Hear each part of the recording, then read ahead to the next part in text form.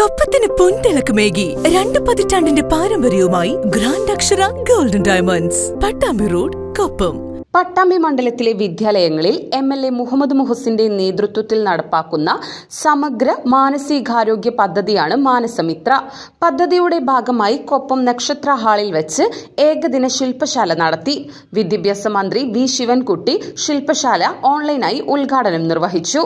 അമിതോപയോഗം, മയക്കുമരുന്ന് ദുരുപയോഗം എന്നിവ മൂലമുണ്ടാകുന്ന ഉത്കണ്ഠ, വിഷാദം, ആത്മഹത്യാ പ്രവണതകൾ, മാനസിക വൈകല്യങ്ങൾ, ഡിജിറ്റൽ ആസക്തി തുടങ്ങിയ പ്രശ്നങ്ങൾ വർദ്ധിച്ചു വരുന്നതായി MLA നിയമസഭ ശ്രദ്ധയിൽപ്പെടുത്തി. തുടർന്ന് സ്കോൾ കേരള ജനറൽ ബുക്ക് കൗൺസിൽ ഈ വിഷയം ചർച്ചയ്ക്ക് വരികയും ഈ വിഷയം ശാസ്ത്രീയമായി പരിഹരിക്കുന്നതിന് ഒരു സമഗ്ര പദ്ധതി തയ്യാറാക്കാൻ ബഹുമാനപ്പെട്ട MLA ചുമതലപ്പെടുത്തുകയും ചെയ്തു. ഇതിന്റെ അടിസ്ഥാനത്തിൽ വിദ്യാർത്ഥികളുടെ പ്രശ്നങ്ങൾ തിരിച്ചറിയാൻ മാതാപിതാക്കൾക്കും കുട്ടികൾക്കും മാനസികാരോഗ്യത്തിന്റെ പ്രാധാന്യം മനസ്സിലാക്കുവാനും അധ്യാപകരെ പ്രാപ്തരാക്കുവാനുള്ള ലക്ഷ്യത്തോടെ വിദഗ്ധരുടെ നേതൃത്വത്തിൽ ഒരു ശാസ്ത്രീയ പഠനം നടത്തി. സ്കോൾ കേരളയിലൂടെ മാനസമിത്ര പദ്ധതിക്കായി സർക്കാർ ആദ്യഘട്ടത്തിൽ 3 ലക്ഷം രൂപ അനുവദിച്ചു.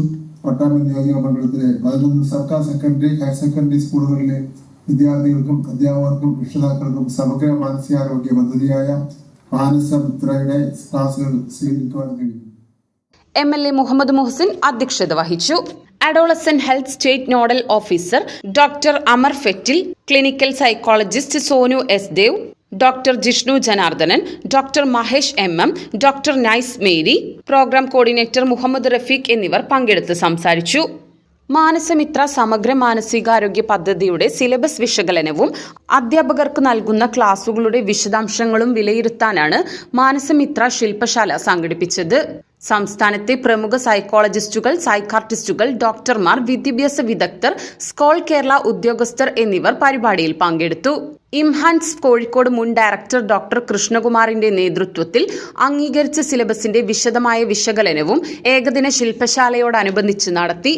ഉത്കണ്ഠ, വിഷാദം, ആത്മഹത്യാ പ്രവണത, മനോവൈകല്യങ്ങൾ, സാമൂഹ്യ മാധ്യമങ്ങളുടെ അതിപ്രസരം കാരണമുണ്ടാകുന്ന ഡിജിറ്റൽ അഡിക്ഷൻ തുടങ്ങി ലഹരി അടക്കമുള്ള നിരവധിയായ പ്രശ്നങ്ങൾ അനുഭവിക്കുന്ന വിദ്യാർത്ഥികളെ പിന്തുണയ്ക്കാൻ ലക്ഷ്യമിട്ടാണ് മാനസമിത്ര പദ്ധതി രൂപീകരിച്ചിരിക്കുന്നത്.